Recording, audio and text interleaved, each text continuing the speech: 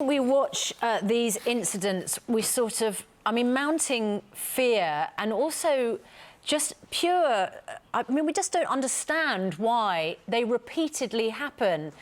Mikey, what is changing amongst the police force in order to prevent these shootings? Well, as an ex-military chap, when we talk about rules of engagement, we were always taught in terms of the use of force, it's got to be graduated and proportionate. So I think there's definitely something within that where we're seeing these incidents where it's going from zero to flash to bang quite quickly without that graduated and proportionate sense of perspective. However, what I would say, Susanna, is that as Piers will look to, there's over 270 million guns in circulation in the US at the moment. So these incidences that we hear about are relatively minor when you look at the job that the police have to do in America. The police departments have to, they're dealing with situations that can rapidly escalate every day. The situations that we hear about are terrible, and they shouldn't be occurring. But the police as a whole have a really difficult job, and I don't think we should forget that perspective as well. It's a very important point. I think that the trouble is everybody is working from the belief or the suspicion that everybody else has a gun.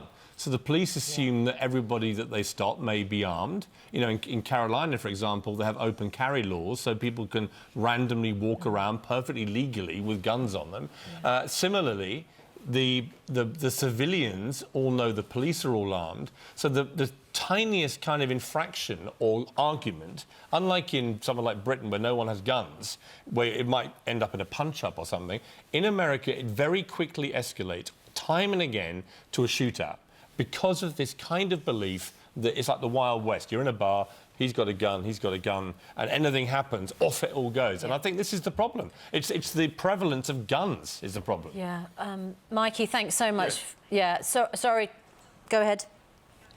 No, I was just going to say, I've been speaking to a couple of new recruits down in the Washington PD, for example, and they were telling me that, they only have 40 hours a year for training, and out of that 40 hours, they have 1 day per year allocated for practical scenario training. The type of scenario training that we're talking about, those confrontations, the use of rules of engagement, understanding how you use force in a graduated and proportionate way.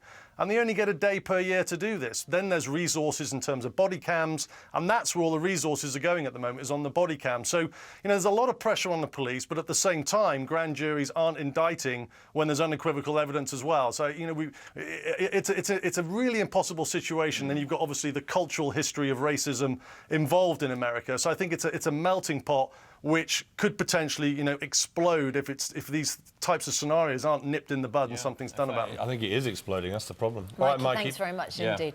A cultural thing, which is the love of guns and everything else. I don't want to get into that old debate. I want to focus it very particularly on the fact you're going to have a lot of students, young students, a lot of them under pressure, maybe psychological pressures. They're like early 20s, they're not fully mature perhaps, and they're all going to be wandering around with armed guns.